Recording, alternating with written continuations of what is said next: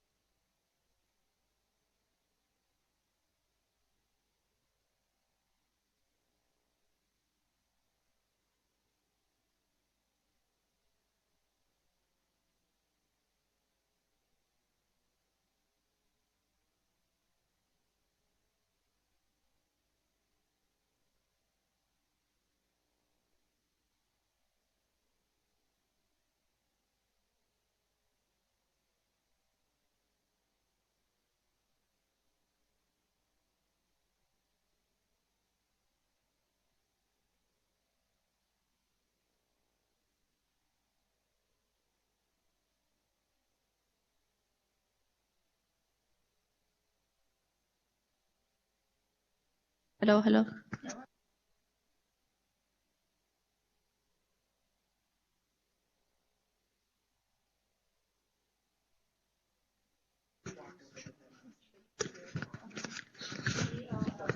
So it's on? Yeah. Oh, it's on? Okay.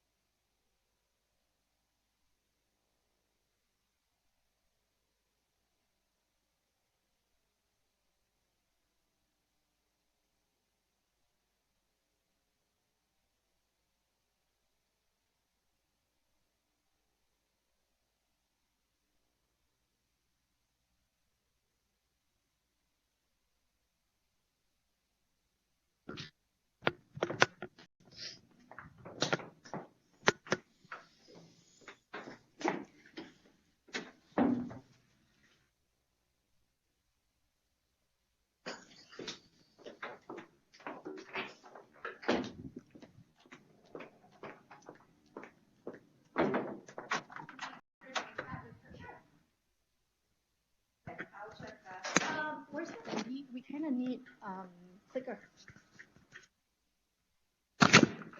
Well, I don't know if she's there right now. Oh, we have it. We need a clicker. They don't have one.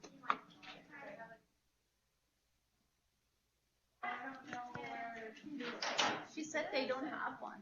Okay, that's okay. I'll use the mouse if we can put the mouse thing. Okay, so this two off center and maybe.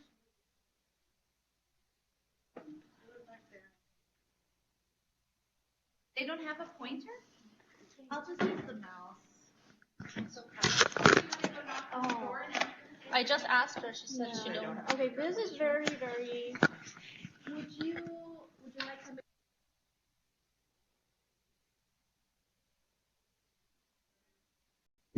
Oh, it doesn't.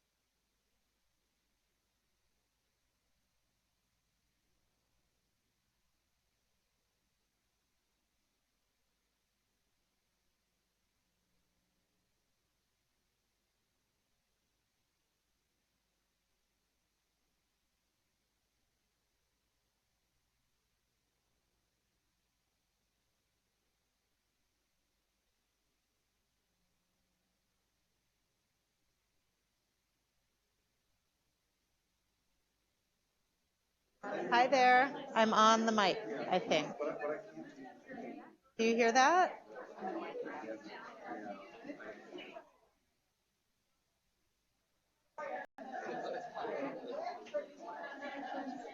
Do you want me to keep talking, Jen? No, I'm gonna be here. Hi, Ken. Thanks for Nice to meet coming. you Nice in to finally person. meet you. We made it happen, Yeah. right? Look at all Oh, good. these people that want to hear what you have to Oh, say. I'm so excited. I'm so excited. In general, I think this room is better for the audience than the speaker because you feel like you have to. I know.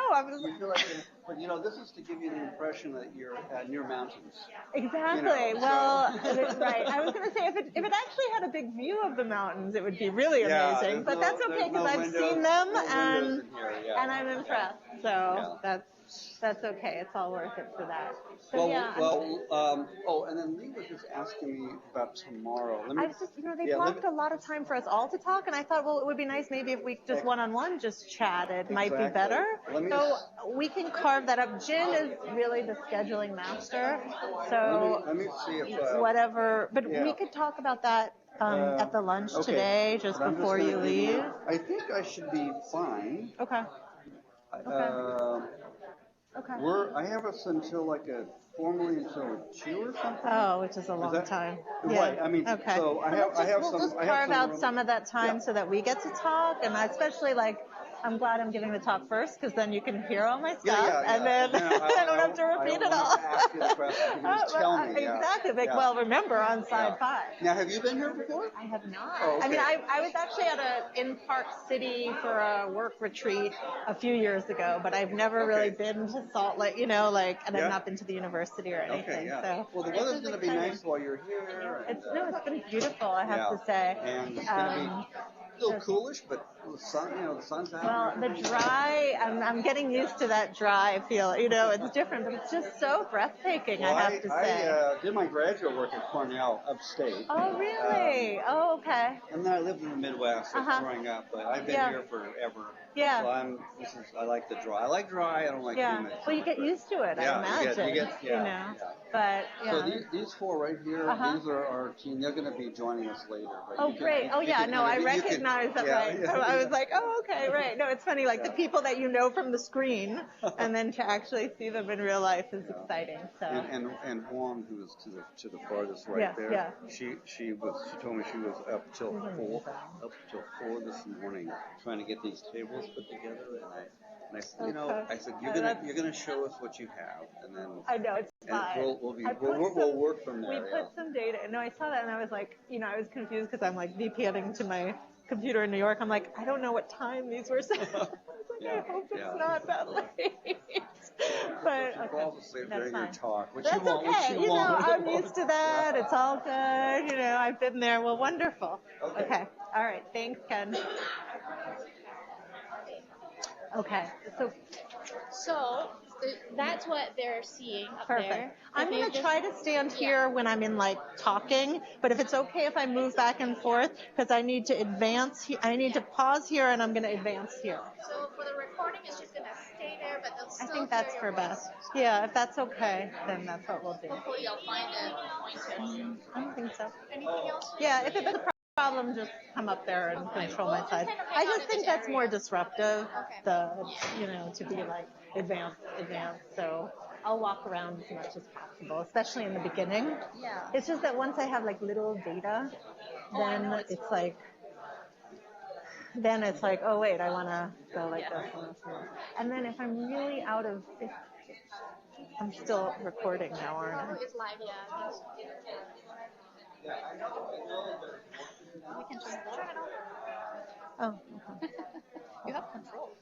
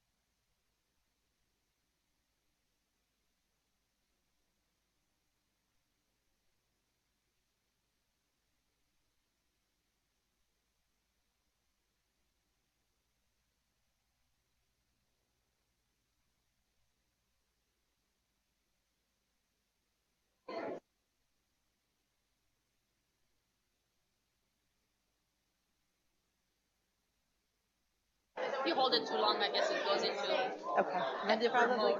Good. Okay. Can I have the mic to? Where do you go? Okay. I'm going to just do this now. Okay, is it on? Mine is on. Hello? I don't think it's on. It's on. Hello? Can you hear me? Welcome, everyone. We're going to go ahead and get started. Let me know if is this weird? No? Good? Okay. The Family Caregiving Initiative, supported by the College of Nursing, and the 1U for Caregiving Science grant, supported by the Center on Aging, are pleased to present today's lecture by Dr. Catherine Ornstein. Both the initiative and the grant are working to transform caregivers' lives through research, education, practice, and policy and outreach. We're excited to have faculty here today, community stakeholders, and caregivers here in the room and viewing via our live stream. Dr. Ornstein is an associate professor in the Department of Geriatrics and Palliative Medicine and the Institute of Translational Epidemiology at the Icahn School of Medicine at Mount Sinai in New York City. She completed her PhD in epidemiology at Columbia. Her research has focused on the caregiving experience in dementia and improving care and quality of life for seriously ill patients with multiple comorbidities at the end of life. As the research director for the Institute of Care Innovations at home at Mount Sinai, she oversees all research activities related to home-based care services within the Mount Sinai Health System, including acute services and home-based primary and palliative care. In this capacity, she works to improve care for underserved populations by designing innovative multidisciplinary models of home-based care and measuring program impact on patient and caregiving outcomes, as well as healthcare systems. Her research has been continuously funded by National Institutes of Aging and numerous national and local foundations. Her work has been widely cited in the popular press, including New York Times, U.S. News and World Report, and recently NPR. So join me in welcoming Dr. Catherine Ornstein. Thank you. Thank you, Lee, for that very kind introduction, and thanks everyone for being here and all of the individuals that came together to mastermind this talk and my visiting with everyone. I'm really very excited about it, and really I'm excited to tell everyone about my work in end-of-life care. And I really am going to actually try to convince you of something over the course of the talk, and I like to give it all away in the beginning in case you stop listening, which is that we really need to rethink how we're delivering health care.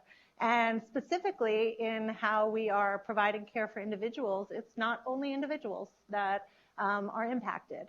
And to really think about the families and the caregivers, and also to think about how we're delivering care. I know there's a big hospital close by, but a lot of care is not being delivered that way. So that's your take-home message. You don't have to listen to anything else. I hope you will, though. Let's see if this was working just a moment ago. Oh, I will advance this way, but I can point with this. Perfect. So just an outline, I'm going to go through just some demographic information about how I perceive end-of-life healthcare delivery as changing. I'm going to tell you about some studies that I've done in this area, really focusing on families and caregivers.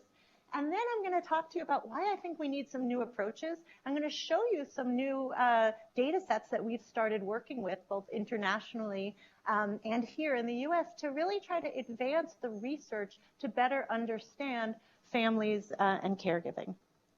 So first, I always really start here with every talk I give, which is to say that a few years ago, the National Academy of Sciences released this report on families caring for an aging America, and I did see it in Lee's office this morning when I showed up there, and it's pretty important. It's really talking about how this is potentially a public health crisis if we don't really start thinking about family caregivers and how we're going to support them. Now, those of us in this field, when we read this report, we pretty much knew exactly what was in there. We've been thinking about this for a long time. This is still a very exciting report because it reminds us how critical this is and how the National Academies of Sciences is really thinking about it. And the other backdrop to the work is that the family's role in end-of-life care is increasingly being recognized. And increasingly we are seeing that high-quality end-of-life care needs to not only think about individuals but also needs to think about the families and caregivers who are involved in supporting them. And really, there's a recognition, and this is really from 6 years ago already, that at the end of life, we need to really provide family-oriented care. At the same time, this is a scary slide for many people, but I will try to direct you with my newly acquired pointer into what I want to show you. There's a lot of new data about how site of death is changing, right? And transitions of care are changing. And this just came out in JAMA about a year ago. And what we're finding is hospice care is really increasing in this country. So I'm going to show you this red hospice services at the time of death. Over 15 years, where only 21% of people were receiving hospice care, now it's almost half of individuals. It's half at least of individuals in the U.S. are dying with hospice services. This is a tremendous advancement, and this is very exciting. And we've all done a lot of work in the field to get here, actually, that people are receiving the benefits of hospice. At the same time, what we're also seeing is that we're still having what we think of sometimes as burdensome care or treatment and high-intensity treatment. And here we can see it recognized by ICU or intensive care use at the end of life. During the last 30 days of life, in 2000, while a quarter of the Medicare population were in the ICU in their last 30 days, right? What we're seeing now is that number has actually increased a little bit. So there's sort of an interesting thing going on, right? We're having more hospice, but at the same time, we're also having more treatment intensity, or it certainly hasn't decreased in that way. What else are we seeing in end-of-life care? Well, also exciting and really due to the hard work of many people in this room and people throughout this country is access to palliative care is expanding. So what does that mean? That means that supportive care, alleviating symptoms, providing support to family early in the trajectory of serious illness is expanding. And here is a map from the Center to Advance Palliative Care based in New York. And what we see here is that we're seeing a grade of A is really good, and Utah has a grade of A, so congratulations. And please note, I easily found Utah on the map. And New York also is doing pretty well. Some of your neighbors, not as well. So there's some variation, right? But we're seeing that in a lot of states, more than 80% of large hospitals have palliative care. That means if individuals are coming in with serious illness, they actually have services. That means there's more training. Now, we know there's not enough, but we do know that this is expanding, and this is really exciting that this is also going on. And really what we're seeing, and this has been in the news a lot recently, Americans are increasingly dying at home. This just came out last December. For the first time in a generation, just look here at this orange line. This is where are people dying. In the U.S., more people are dying at home. Again, this is in concert with what we're seeing with hospice care delivery, which is predominantly done in an in-home environment, right? So we're increasingly seeing that this is going on. Down here, there's some variation. Who's getting it? When? There's clearly some disparities there. That's a whole other talk that I'm happy to give another time, but we're really seeing this change going on. What else is happening? Well, this is work that I do, is we're increasingly seeing that I'm very interested in, is really thinking about how many people are living at home, not in nursing homes. So what we're finding here, this is work we did with a national sample to actually try to quantify, and I'm an epidemiologist, so I love to quantify everything, to say how many people are living at home and not able to leave the home, older adults. And what we're seeing now, what we found out is there's about 2 million people who never or rarely leave the home. That's actually more, for anyone here who does research with nursing homes, that's actually larger than the current nursing home population in the United States. So that means there's all these shifts happening. So people are dying at home, they are living at home. And in fact, that is actually consistent with preferences. This is what people say they want, right? They say they want to stay at home. They also say, you know what else people always say consistently? They don't want to be a burden to other people, right? Those are the things we always hear, right? So that's where I'm going with this. So this is really important to realize. There's people aging at home, but they really need help because they're not leaving the house. And this is sort of a plug and sort of simultaneously big hospital systems like mine are investing in home-based services. And I don't mean home health care services. What I mean is home-based medical care services. often working with home health care, of course, but actually providing home-based primary care, home-based palliative care. We actually have a hospital at home program, and there's more growth in this. And again, these are home-based services. And Mount Sinai, at least, is making a huge investment in this, which is, you know, those of us who have been working in medicine for more than a decade, this is like crazy, right? Like a hospital would be investing in keeping people at home. And it's certainly changing. And this is, you know, a change relative to sort of value-based care, payment models, and sort of population health framing of healthcare. So, okay, sorry, I don't advance that way. Okay, but so the setup to this is to really make us start to think about how do all these changes in healthcare delivery impact the families, right? So we're really thinking that healthcare, especially around end of life, is moving towards the home. People want this, and we're seeing it. We're seeing hospice care delivery previously really largely limited to cancer populations. The largest increases in non-cancer illnesses where we're seeing more hospice use. But what does this mean for families who are in the home with individuals? What does it mean when there are 2 million older homebound individuals? They're not in nursing homes. We think that's, oh, isn't that great? People don't want that. That's really expensive. But what does it mean? Okay, so again, I'm an epidemiologist, so I will get caught in numbers. But I do want to justify that a little bit. And I always show my students this quote, which is, I often say that when you can measure what you are speaking about and express it in numbers, you know something about it. But when you cannot express it in numbers, your knowledge is of a meager and unsatisfactory kind. It may be the beginning of knowledge, but you have scarcely in your thoughts advanced to the stage of science, whatever the matter may be. Lord Kelvin, recognized as a famous British scientist. And I say this because I do, especially in doing research in caregiving, I do feel the need to stop and pause and say, what is a caregiver? How many caregivers are there? Who are we talking about? Okay? And I know that's basic, and it's like, oh, who cares about descriptive epidemiology? I do, actually, because I think we don't know this. And I'll say personally, you know, I don't think I'm counted as a caregiver for my father, for example, who, you know, probably is calling me now, who I, you know, deal with all the time.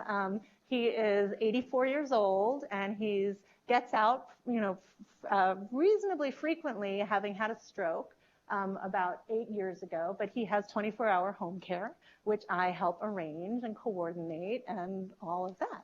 So anyway, but I don't think I'm counted as his caregiver because I'm not really actually helping him with any of his activities of daily living. So I've done some work in this field to try to quantify caregiving, and I'll talk more about my dad probably over the course of the talk, which is we did a study a couple of years ago to actually say how many people are caring for individuals at the end of life. And there was a National Health and Aging Trends study, which is a study started in 2010. It's ongoing. It's annual assessments of individuals. And what we're able to do is we're able to look forward to see who ends up dying in 12 months. So this is really nice because what you don't have here is what we call a recall bias around what was the experience like for this person. There's always recall bias in studies. It's especially challenging when you're dealing with a loved one who's dying. It's really hard to say, well, that death was terrible, or, you know, it's a complicated situation to really measure well, I think. So we're able to prospectively ask people about their caregiving experience and then actually count them and actually see, measure experience of burden and what they're actually doing before we know the individual has died. Here, what's nice about this study, unlike most studies, they actually will interview individuals up to 5 caregivers, right? So I might be counted in there, right? So they might talk to a home attendant who's providing care. They might talk to my brother who comes over and does the medications. They might also call me because I take care of things as well. So here we find that there's 2 million caregivers. These are family caregivers, unpaid caregivers who are assisting individuals at the end of life. They are not all women. They are certainly not all spouses, and this is a point I'm going to come back to. 85% of them are not spouses. What else do we know about them? Their role is extensive. Now, I will point out, here we actually compared individuals who are caring for people who died in 12 months versus those who did not. they're both doing a lot of work, okay? Both of their roles are really extensive, and I actually found the lack of differences were what's quite interesting. But you can see here personal care, 58% are doing this, helping with mobility, making the home safer, things like this that are really important, things that I know I do as a caregiver, even though I'm not helping with bathing and dressing. Things like finding a paid helper, right? That's actually hard to do, right? Like, I don't know those of you who have to supervise people and pay them, and that's like actually skills involved in doing this and figuring out those systems. 25% of them are doing that or trying to do it well. And also, here's a big one, health system logistics. 65% of them are making appointments, ordering medicine, but we're all doing that. Look, all the caregivers are engaged in this, right? Medication management, care coordination, right? Almost 70% of end-of-life caregivers are involved in that. And of course, we also are seeing there's high rates of strain for these unpaid caregivers. Here I compare it for end-of-life caregivers and not end-of-life caregivers. And things like, again, a lot of strain in both groups, but some notable differences, not having time for yourself, the physical difficulty, right? That's a lot. And that's hard when we think of individuals who are themselves older and in poor health, potentially. I do a lot of work focusing on patients with dementia and their caregivers. And not surprisingly, we do see some differences here that are noteworthy. I would point out things like the physical difficulty is really a lot to think about when someone's dying.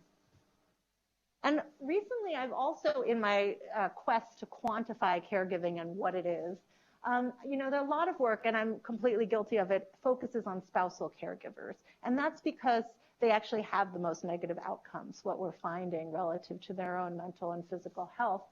Also, it's a study design issue. Sometimes those are the only people that come into studies.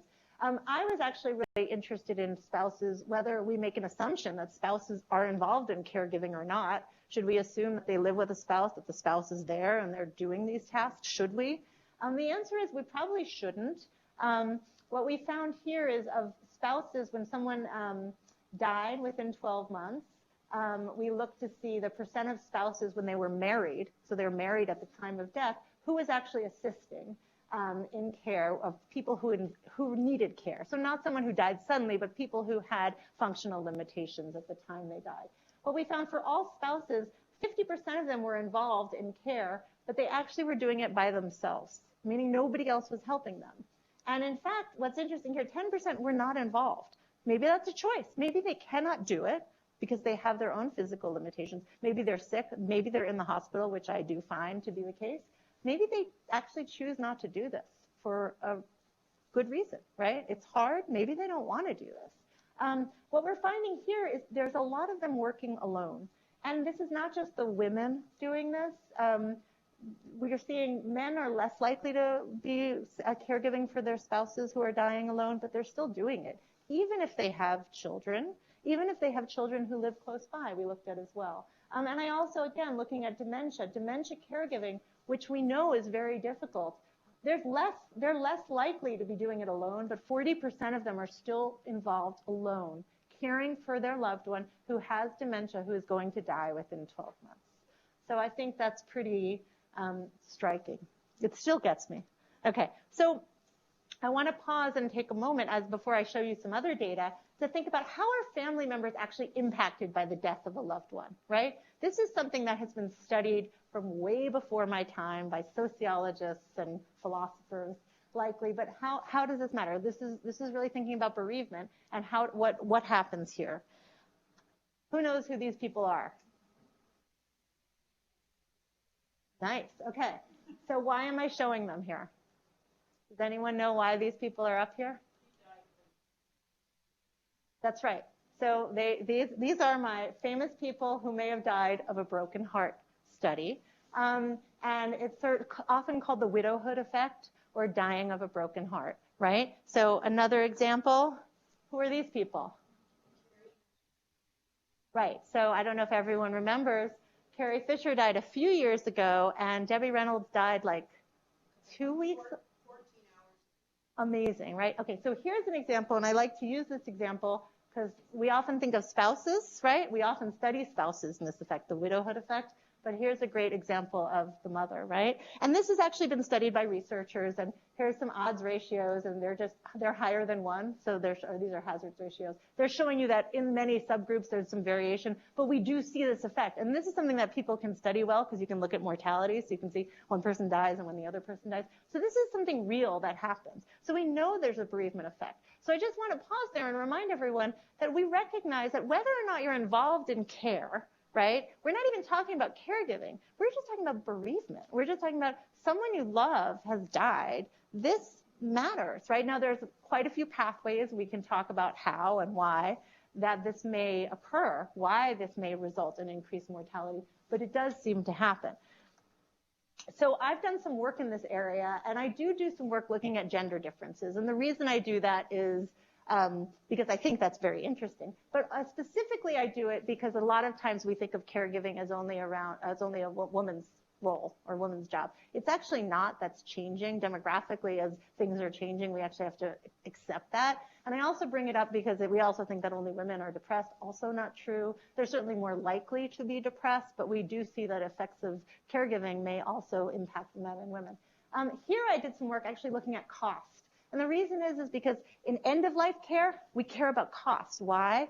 Because it's really expensive, okay? So that's the whole other side of all this, right? This is where people are racking up the cost. So here what we looked at is stratified by gender. This is the time period someone died. And what I looked at is Medicare costs for the surviving spouse after their spouse died. And so you can see here what I want to point out is there's some really different patterns.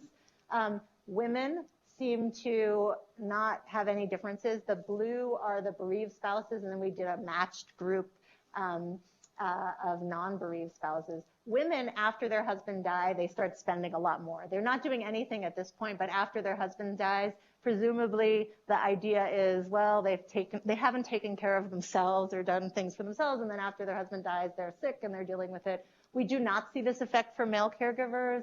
We do see a spike before death. And I bring this up because a lot of times in bereavement research, we only look here at what happens after someone dies. I think we need to actually look here at what's happening with healthcare and costs for individuals.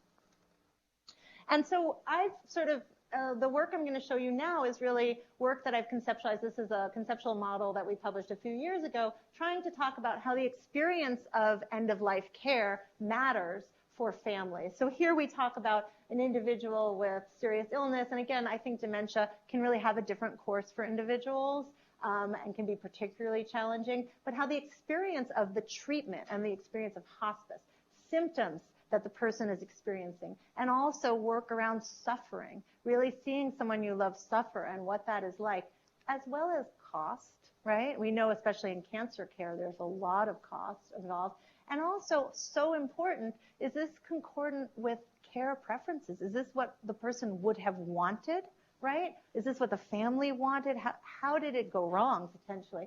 And so you can imagine that these, sorry, I keep losing the pointer, how these issues for the patient may impact the family members, ultimately their own healthcare utilization, right? So what does this mean for their hospitalizations, for their ED visits, how they're taking care of themselves, and ultimately for their cost, right? How is this going to matter if we think about healthcare costs? Shouldn't we also think about what's happening for these family members? So I'm going to show you some research that I undertook the last few years using the Health and Retirement Study, which is another study that the NIA funds that actually has a lot of public access data. And it also has data with using Medicare claims. So you can link HRS to Medicare claims for a patient. And I had a colleague, Amy Kelly, who did a lot of work with this, looking at decedents with Medicare claims and doing a lot of work around the cost of serious illness. I came around and I said, wait, we know if they're married, right? We have information. The way the design of the study was, it automatically they would include a respondent's spouse, regardless of the age, in the study by design. So we were able to look at an individual who died as well as their spouses, right? And then we could also see Medicare claims for the spouses. So that means we could see sort of their own healthcare utilization simultaneously. We also do work, there's a lot of work when you're looking at national studies focused on regional variation. And the Dartmouth Atlas is a great tool, one of many that we use to capture that variation, which just means in Manhattan, you're going to spend more on care. That's where, so we're recognizing that end-of-life costs in particular really vary. So we also include that in all of these analyses too. So the first analysis I did with this, again, framed around that conceptualization of how does the end-of-life care experience impact families, I started looking at hospice care. And the hypothesis was, actually, if you use hospice, that's going to be beneficial for the family member. And again, hospices think this, but we hadn't really seen the data in a national sample. So we used a tool, a propensity score matching, because HRS has a lot of variables, and we were able to get a decent enough sample to match on all of those variables simultaneously. And what we found is, indeed, if you used hospice at least 3 days, there was a 64% reduction in depressive symptoms for all spouses, regardless of whether or not they were the primary caregiver. So after their loved one died, they themselves had less depression. We know that people have more depression after their spouse dies. That's a given. But actually, hospice seemed to sort of buffer that effect. And we also saw it for primary caregiving spouses. Next, we looked at the use of life-sustaining procedures. Now, there's a lot of work around this for individuals, even those who do not die, right? So people who just are going into the ICU and having to have the experience of having a family member intubated and seeing that is really traumatic, actually, even if it's life-saving and ends up all goes well, a few weeks later. At the end of life, a lot of times we think of these as potentially unnecessary, right? Because the person ultimately dies. So here we looked at whether or not if you had these life-sustaining procedures in the last month of life, how did it impact depression for the surviving spouse? And indeed, as hypothesized, we found that there was an increase in depressive symptoms for all spouses, an increase for primary caregiving spouses, and we also saw spouses of those who did not enroll in hospice, so no hospice whatsoever, we continued to see this effect. And again, this was in propensity score matched analyses where we were able to adjust for factors that matter for the patient's experience, for the decedent, as well as the spouse. So issues such as their own mental health background, their own self-reported health, and so on. And similarly, we also looked at cost, right? And so here what you can see, it's a similar graph as I showed you earlier. This is the point someone dies, and we looked at an in-hospital death. An in-hospital death, again, is another marker that we think of as generally not what people want, right? Most people say they don't want to die in a hospital setting. And here what we found is that individuals who died in a hospital setting, these are costs for their spouse. So their spouse had significantly higher costs the period after they died. Again, matching it, and we even looked at this among the sort of high spending costs group as well. So, there's always a group of people that are higher costs in general. And then, so it's suggesting that when we look at end-of-life care for an individual, we're actually missing sort of these, I call them downstream effects. Sometimes people call them spillover effects. But the idea is, what are these other costs around it that we don't currently consider in our economic models of end-of-life care spending? So thus far, I've shown you some research that I've done on how spouses may have worse mental health outcomes related to hospice use, related to the use of life-sustaining procedures, related to death in the hospital. But I've highlighted in red that this work is all on spouses, right?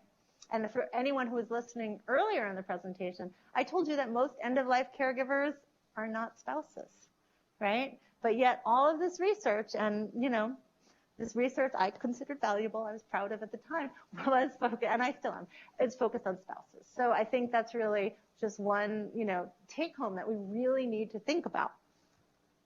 So some gaps. Not only are we focused on spouses, a lot of times we focus on primary caregivers. And the reason is completely legitimate, which is, who is the person who we can contact when you're conducting a study? Who's the person we can contact that knows most about your healthcare or whatever it is? Again, how are we defining caregivers? And, that's the primary caregiver. That's easiest. They know most of the information. Do you know how hard it is when someone calls me and they're like, oh, can you tell me what meds your dad's on? And I'm like, oh, can you call my brother? Because he actually does the medications, but I know I know the other stuff, and, it's annoying, actually. It would be really nice if there was just one person that did everything. But, I have siblings, so I'm trying for it not to be me. We also don't always collect complete healthcare utilization data. We can't, right? Because most of the time, and the work that I've done is using Medicare claims, right? So that's what I have. So I'm looking at sort of the spending. I'm looking at spending of spouses who are 65 and older who have Medicare and have fee-for-service Medicare, okay? And I'm going to show you why that's very concerning. I also showed you early on that palliative care is increasing. We're seeing more palliative care, but it's actually harder to kind of track that in our data, in our billing data. Who's getting palliative care? Like, is it someone who's a palliative care specialist or other people providing palliative care services? What's the quality of it? Like, how do we measure what impact that has? Hospice we can use in a way. We do have some ways of looking at the quality of hospice. And hospice, at least from a billing perspective, you can actually see, because it's billed sort of per diem, so you can see how many days the person had hospice. It's nice. Palliative care, not so great yet. Medicare fee-for-service is a big problem in that when I first started doing research in this area, it was about here. And I thought, okay, 15% of people who have Medicare are in Medicare Advantage, okay? And so what does that mean? That means that when we're doing research in the claims data, we're able to capture 85% of Medicare, people who have Medicare. I was like, well, that's pretty good. That's okay. I was still concerned about it. I was like, well, that's not so bad. The problem is more and more people are using Medicare, or Medicare Advantage is increasing. That's the sort of expectation, and that's what's happening. And that means that in studies that you're seeing with Medicare fee-for-service, it's excluding all of those people who have Medicare Advantage. You are not seeing that. Now, they are releasing that. Some data have been released. I know a couple people that are comfortable using it, and so that's going to change, but it's not the same. So there's different sort of mechanisms, a different system of billing in terms of what you're going to capture. And of course, there's variation by state. Again, in Utah, that's about a third, similar to New York. Other places that's about sort of the highest, but over here, 44%. So there's really variation in terms of the use of Medicare fee-for-service. So that obviously brings me here. So does anyone here know why epidemiologists love Nordic countries? Yeah, right. That's why. So it's sort of this thing where, why do we know do you ever wonder like why you read all those studies and you're like, in Sweden, this results came out from Sweden. Do you ever think about that? And then there's a reason for it, right? And the reason is they're really good at tracking data. They've been doing it for longer than we have, right? So in 1856, they had a leprosy register in Norway. Their cancer registry in 1943.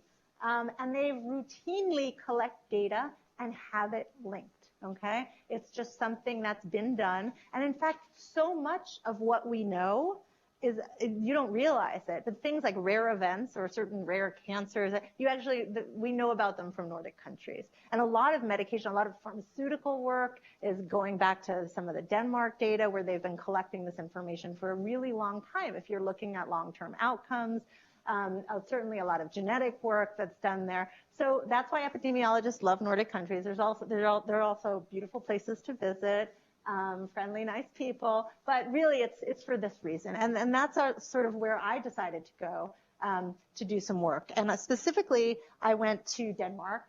And I got funding to do a study in Denmark. And so there's Denmark. Denmark is smaller than Utah.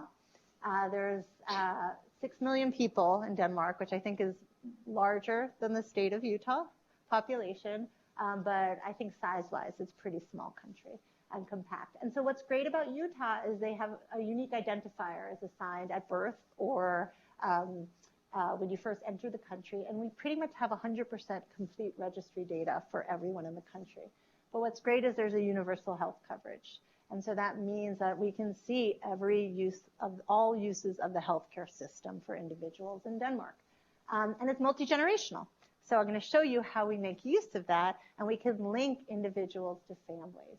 And they also do a great job with demographic data. They have a great socioeconomic index that they use, geographic data. They don't have the same issues with disparities or really diversity that we have in the US, but they do have that, and we can look at it and capture it. And what's great too is they actually have a palliative care registry that started in 2010, which is really amazing that they're actually tracking it. Their palliative care, again, is largely focused, really is focused among patients with cancer, largely hospital settings, but they do manage to track it when individuals are receiving palliative care. So I wrote a grant, and they funded it to actually look at this to see how we can use Denmark data to really study family impact around bereavement and around end-of-life care. So I'm going to show you what we've done.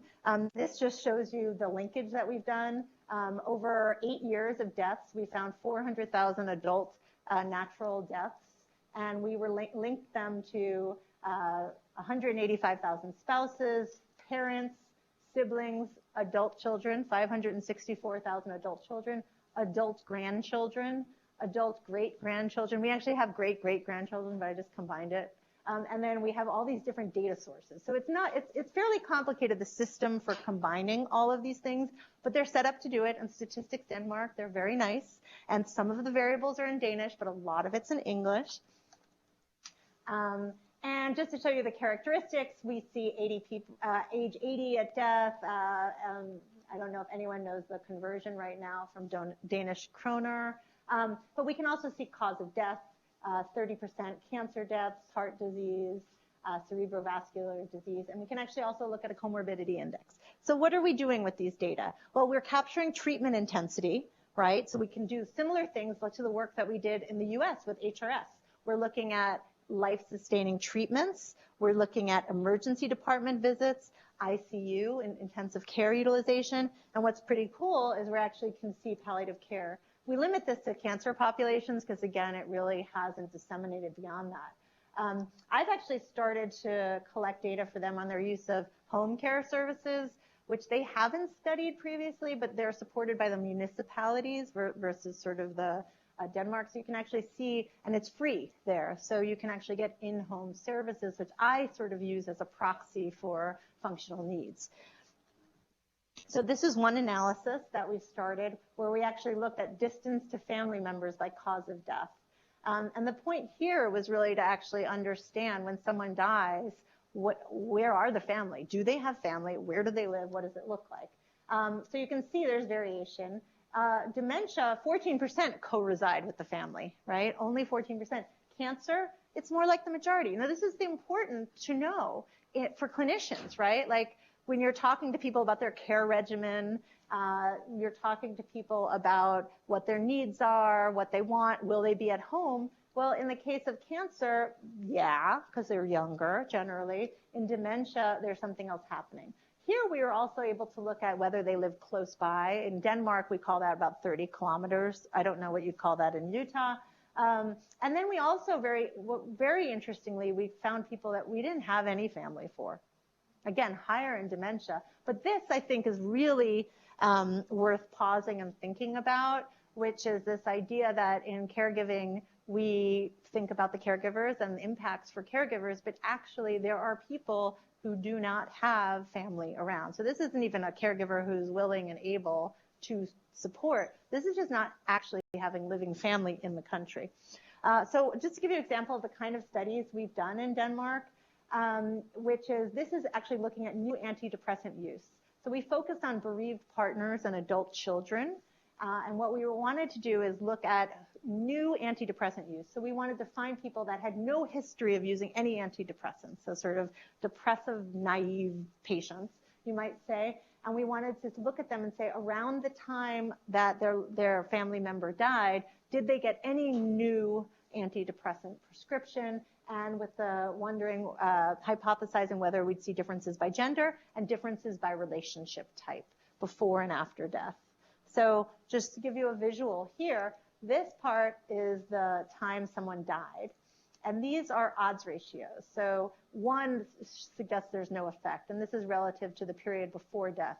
No effect for new antidepressants. So this is adult children. Adult children have no increased use of antidepressants And here we're using it sort of as a proxy for a new depression, okay? Because that's sort of what we're using it. And they use it actually in Denmark a lot around that.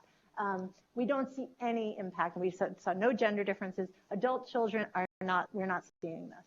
I don't know if that's good or bad, but we're not seeing it. For spouses, we are seeing it. And we're seeing it for men and women. And this increase is starting not just after death, where we'd hypothesized this would be starting, right? So this is like a 3-fold increase in antidepressant use, but we're seeing it before death. And because we have so much data here, we can actually look at it really in detail, right? So we're not just saying after death, there's more depression. That's, we all know that. But here we can actually get in there really the specificity of it and say, actually, for men, 2 months before death, and this is the whole population. You can imagine we can also look at it for different kinds of illnesses that have different trajectories, right? And with different care needs, with different sort of what are the treatments that the person's having, are they at home or not? So I'm going to very quickly show you, because I'm trying to be on time. So we're also looking at kinlessness specifically in Denmark. Kinlessness is sort of a term that we use to say, do they not actually have any family at all? Again, I think this is really an important issue to think about. And this matters, I think, for Denmark too, because they have smaller families than we have here, right? And so, but demographically, the world is changing and sort of moving more towards Denmark and what Denmark looks like. Okay, other analyses that we're doing is actually looking at bereavement in adult siblings. And these are data that they actually sent me just a couple of nights ago. But it's so interesting, where we actually found 30,000 bereaved siblings. Now, again, the reason we can do this in Denmark is because we have so much data. It's the whole population, right? So we can actually find 30,000 people who lost a sibling. What does it mean to lose a sibling, right? We're not always able to look at that because we can't collect that somewhat rare occurrence in our studies. So here we're able to see use of medications, health service utilization, other outcomes such as suicide or suicide attempts. This, again, sorry, it's very raw, but here when we were able to find a matched control group. Here we're finding use of psychology consultations, which in Denmark are free, right? So you can go in and talk to a therapist. We actually were able to track that and showing, and I think this is promising, that there's a 3-fold increase, 2 months, 6 months after the death of a sibling, that they're actually 3-fold increase in getting psych services there. And so you can see it's not happening so much before, right? So should we really, this is a possibility of really thinking about what maybe we should be intervening earlier, right? Not just looking at after someone dies, potentially before. Other studies that are underway is actually looking at the impact of serious mental illness on bereavement outcomes, right? When we think about caregivers, we make an assumption that everybody is healthy and able and willing to do this, right? Serious mental illness is not that uncommon. And we might need to really think about what that experience is like for caregivers when their family member dies or their family member gets sick. And so we're actually looking at that for adult children as well as partners. And this is work that Jin is doing here, actually looking at trajectories of antidepressant use for bereaved spouses of lung cancer patients specifically. Again, interesting to focus on specific diseases where we know some of those trajectories. And we can imagine, because we have this fine level data by month even, we can actually look at when are they actually getting their care. So, of course, you're mostly thinking, oh, Denmark? Come on, Denmark. Like, okay, and I'll give everyone that. We're talking about Denmark here. And that's challenging. And the reason that's challenging is because Denmark is not the United States. They cycle a lot there. And there's a lot of water. And it's different in a lot of ways. But I think probably it's really important it's different. Maybe this sums it up the best, that they're now the second happiest country in the world. This is from the World Happiness Rankings. In 2018, I think they were the third, so they're climbing up. And the U.S. is not even in the top 10. So they're different than we are, and they have different cultural values. They have different systems of care. So all of this is really important when you're thinking about end-of-life care and family responsibility, right? And all of those kinds of issues, which we're not capturing, okay? And that is a problem. Also, I'd also point out is that the U.S. is just totally unique than every other country. You probably have seen a chart like this. The important thing to see here is a large gap, and this just shows you that we spend more on healthcare than everyone else, right? So you've seen that, it's just true. Denmark is in here with, other countries with, everyone else. The US is the outlier. But there's other limitations in our Denmark data. We're really just looking at families. We're not necessarily capturing good caregiver information. We're not necessarily capturing things that we don't always capture, like functional status, right? We're looking at things from a register. So that's really important, right? Because we're not capturing a lot of that detailed information that we need. Things like care preferences. This is like so critical to delivering quality care. But again, we're looking in sort of a big picture, big data way. So there's some challenges with Denmark. And I have a challenge sometimes spinning it to other people and saying, well, why should we look at Denmark? What does it mean, especially around healthcare utilization, right? So it is a challenge. So of course, that brings me to Utah. I have to just pause and say this is the best faculty photo I have ever seen. So anyway, so what about Utah? Well, literally, this was kind of the conversation that Lee and I had when we met at the National Palliative Care Research Conference a couple of years ago, maybe. She said, what about Utah? Have you heard of this Utah population? She saw my work in Denmark, and she's like, why are you going to Denmark? Do you know that they have like a lot of stuff like this in Utah? And I was like, huh? What? And she said, well, you should think about it. Like, maybe we could study caregivers together. And I was like, really? Wow. So eventually, we've actually started to do this. I've learned a lot, and everyone else in this room knows more than me about this. So Ken and Huang and others will field all of the questions you have about this. But basically, we're trying to think about using new resources here within the Utah Population Database to answer some of these questions around end-of-life care and caregiving, because we have a way of linking families and looking at this information using the linkage that's already been developed around all of these data resources. So thus far, this is literally hot off the presses. We've been able to look at a cohort that we've tried to develop around here. And so what we've been interested in is the students who are adults who we have data back for 2 years, so that's why they're 20. And we want individuals who died in Utah between 1998 and 2016. And we're interested in sort of natural causes, which is the most deaths. And so for family members, we're able to look at spouses or first-degree relatives, parents, siblings, and children for this population.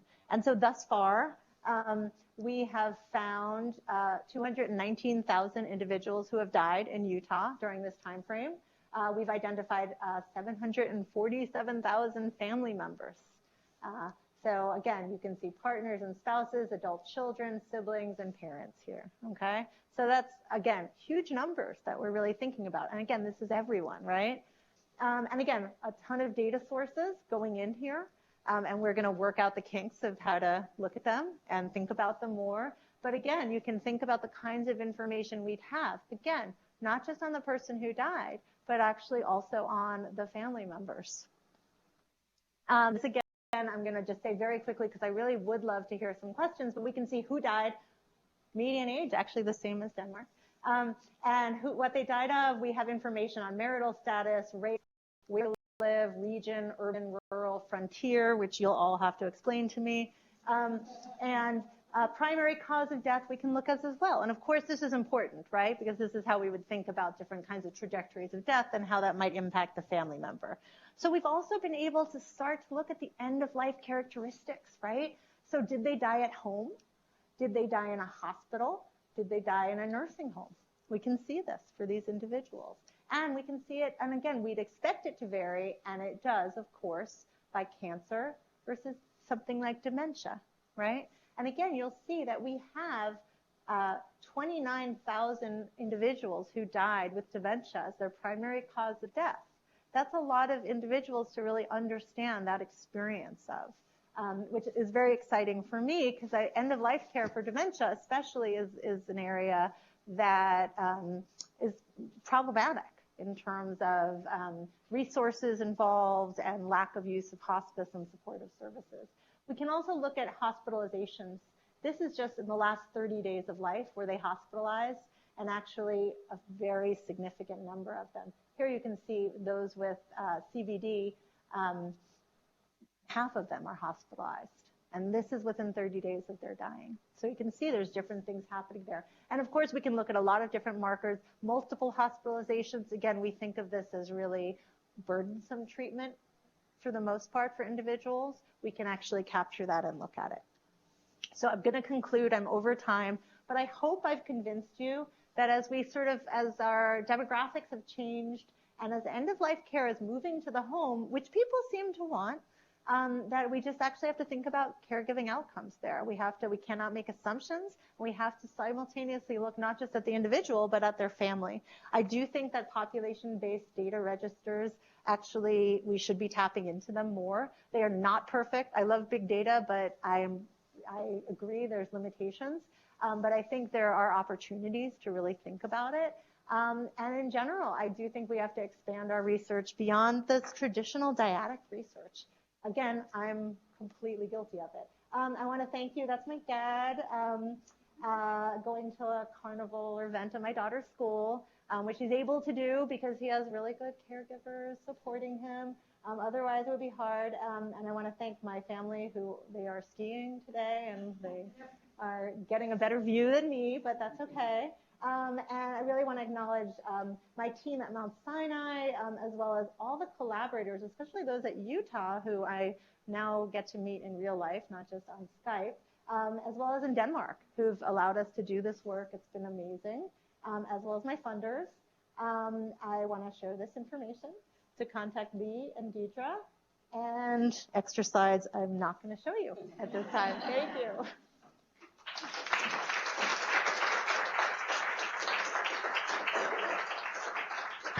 So we have time for questions, both those of you viewing online and those of you in the room. And Shireen, well, if you have a question, we need to use the mic. Thank you. Yeah. Catherine, that was a really great presentation. You covered lots of material. So just a little piece of information and just maybe a suggestion.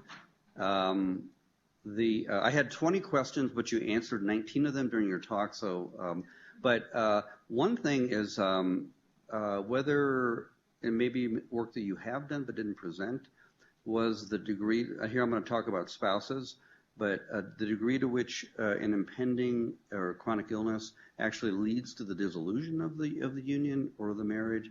So the caregiving, it isn't just a random event, a divorce or separation, but it's explicitly tied to the condition that might lead to the death ultimately. So I don't know what the magnitude of that is. I've heard people certainly talk about that a fair bit. And then just a little tidbit, to tie your two populations together, we have many, many, many, many converts from Denmark in the 1800s that converted to the Mormon faith, and there are many descendants of Denmark here. So if you ever want to do a Danes in Utah to Denmark comparison, that's possible. And we have colleagues at the University of Southern Denmark where we have actually done some of that on longevity, not on this topic.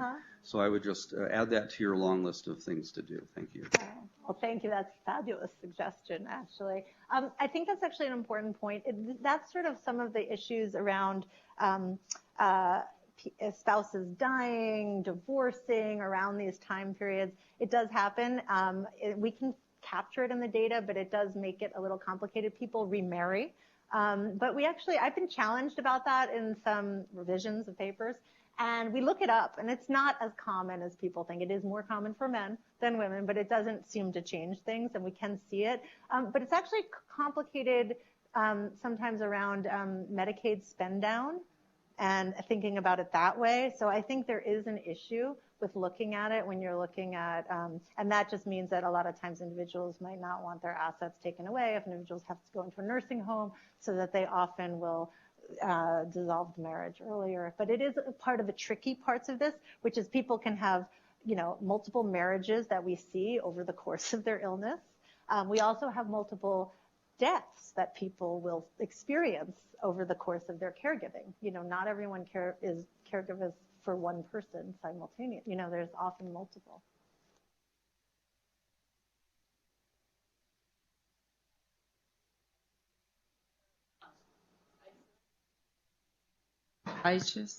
Oh, there we go. I have a questions on when I'm interested on the slides when you show when the adult children didn't have the increased use of antidepressant. Was there, or have you looked at the differences between the marital status of the children? So I imagine, like, if adult children is in a, like, have a partners or have children, is there, like, different, is the use of antidepressants after their parents die different than the adult children who's never been married or been single? And then I also have a second question, so you have time, is when you compare the bereaved cases versus the non-bereaved controls, what's the definitions of non-bereaved control? Because I imagine if they're the same age, they probably would experience the same loss, right? Yeah. So is there like they just they didn't experience any loss within a certain period of time? Yeah, great questions. We haven't looked at your first question specifically, but we really aren't seeing anything with the adult children, which I was very surprised about, but we could look at that. Again, what we've started to do, because we're just really beginning, is looking at this whole population, so it's every serious illness essentially. But you could imagine, you could think about specific illnesses and specific subpopulations, like you're pointing out, where you would see an effect, right? And so that would be an interesting question to really hypothesize about which group you might want to target for the children. Maybe children, we did look at, I know I had a student who was interested in children who didn't have any other siblings, whether or not they were more likely, and we didn't see an effect there. For matching non-bereaved controls, great question. It's really hard to do. So we've done different matching techniques to try to capture it. So we will look at large time frames. So for the sibling one we looked at, because we had a sample of everyone who was impacted by a death of a parent, right? So most of our people so we allowed them to have a parent die, but not within 5 years. So they had to have a sibling, and then we did matching based on age and gender and couple other things maybe. I don't recall. But yeah, so it is complicated to do that. But again, we had a large enough sample that we did just a one-to-one match, and we were able to find 30,000 people there. You could imagine that it's biased, that they don't have any deaths in that way. But that's how we were able to do it. I got this. Is there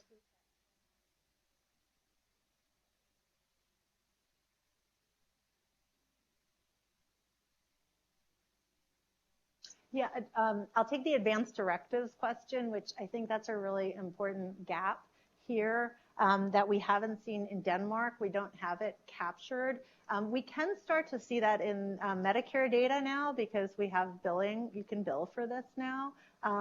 So that's an issue, right? And so we're always trying to be really like clever, like how can we find it? Where is this captured? So when you're using big data sets like this, it's like, okay, how can we capture this information? Is it somehow captured on some form somewhere that we can access in some way? Can we see it, now that the billing codes have been added for dementia around this and other areas? So that's what we try to do. But I think that's a big gap of not really capturing advanced directives. The other question, the stratification by age, we have looked at different age groups. And again, I think we need to take these data and be a little bit more specific. I've really started from this sort of big picture question of like, what happens when people die? What do we see? Do they have family? Are they depressed? But I actually think the more targeted questions would actually be more clinically useful. All right. So you've done some beautiful work with secondary data here, but I was curious, what are your burning questions if you had a prospective sample? As I was thinking through, if you could uncover that or open that box, what would you want to ask? Thank you. Many things, but I really think the area that matters is really thinking about is this, what are the preferences for care? And really understanding that. We make a lot of assumptions in this work around, being in the hospital is bad. It's sort of about the treatment intensity and saying this isn't what people want. They don't want to die in the hospital. They don't want to. That's on a population level true, right? But we're really not capturing that. And we know that some people prefer more aggressive care. Some people want to feel like they did everything and they're not satisfied and that's fine.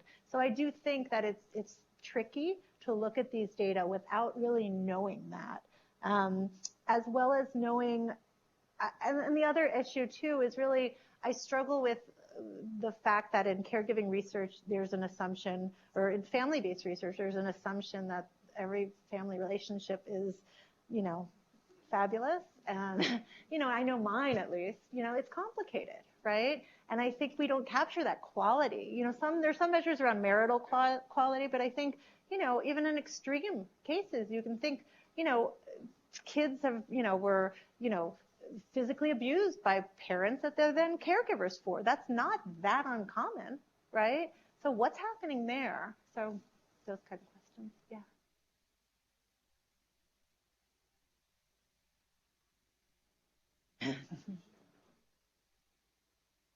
Your last point, I would actually take issue with you even using the language loved one, because it's just assumptive. Right. And there are people who are outstanding, faithful caregivers that loathe the person that they're caring for.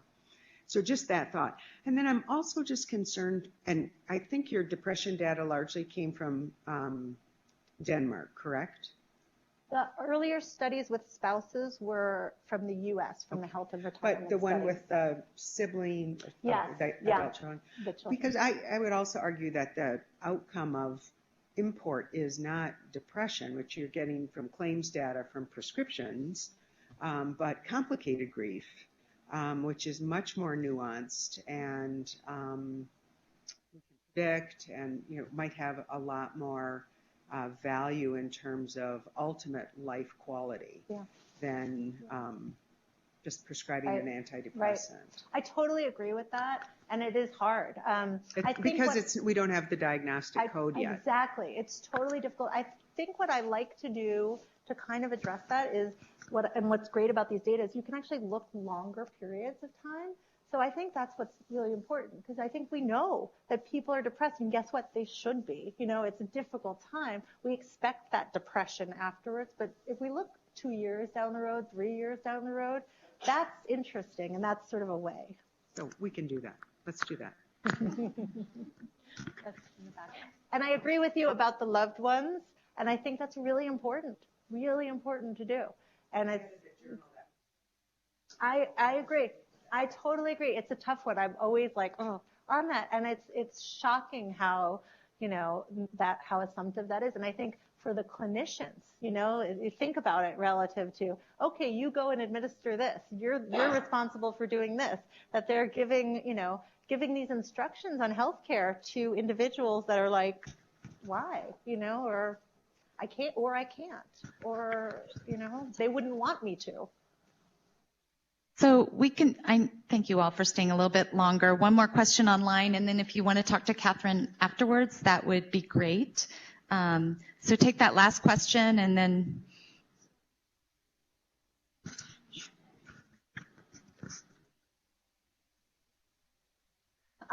We can see anything done in that, in the Denmark data or in the Utah data. I don't know yet. I think we actually have the billing data, so we can see anything that we're billed for, specifically if you're looking at like chemotherapy or different kinds of procedures, and probably the similar nuances that we have in looking for different kinds of procedures in claims data. So I think if you know what you're looking for and you know how they bill it and where it shows up, I think we can probably try to find it. So thanks, everyone. Thank you.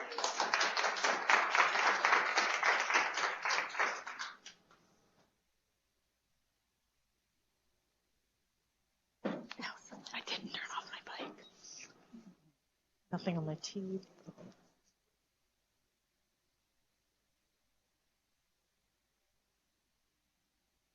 I'll move it from me.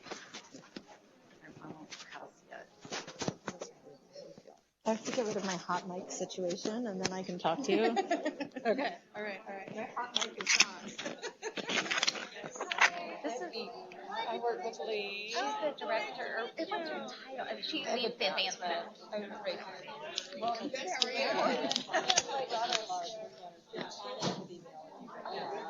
That's so fabulous. Thank you.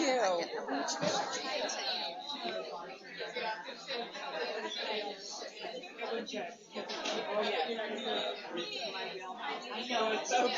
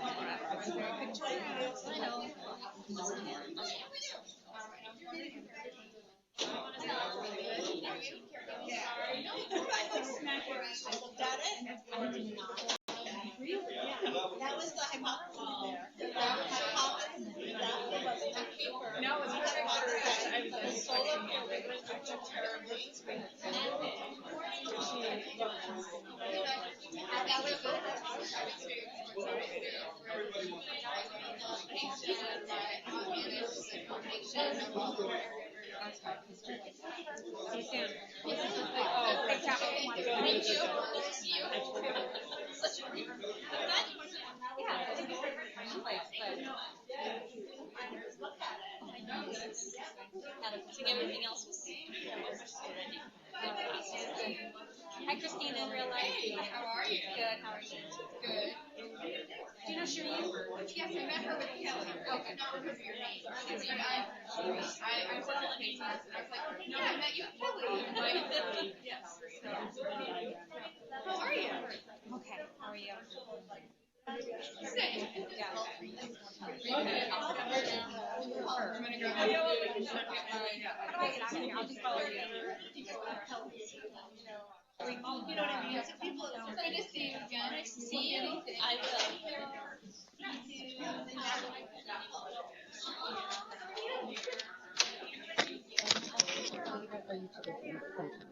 So interesting for you, Dave. No, but I mean, just give interest to you. Yes, what are you doing now? So many things, but I don't mind to add one. So.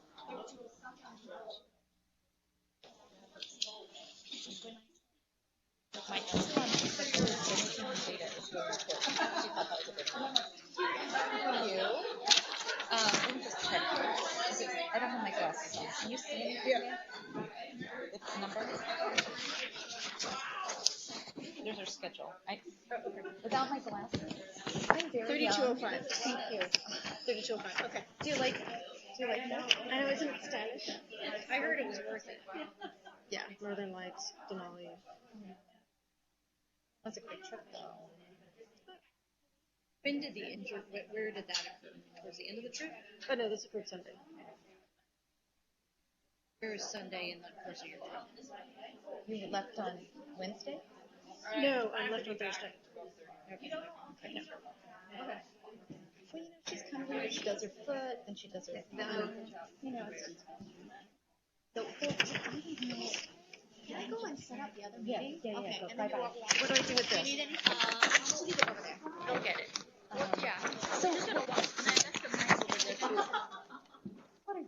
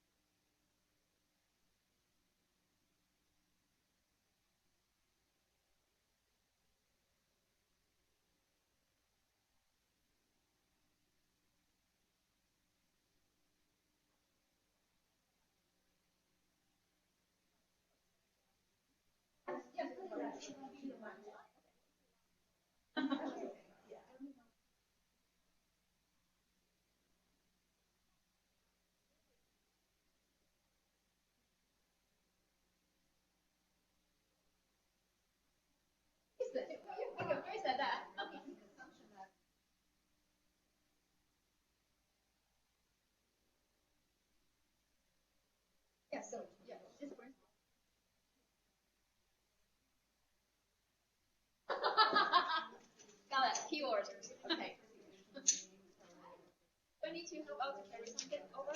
Shireen. Oh, yes. Is there another one upstairs? Okay. I got it. Thank you. No, I got it. This is it. How was that?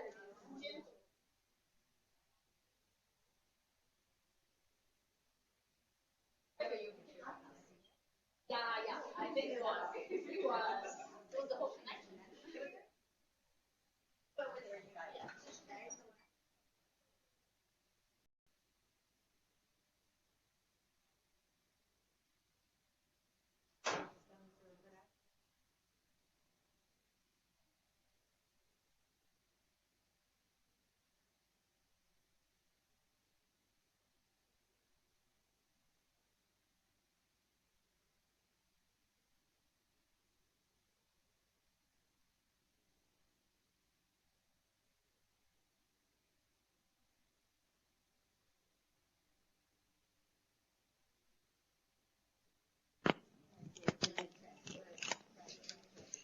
But she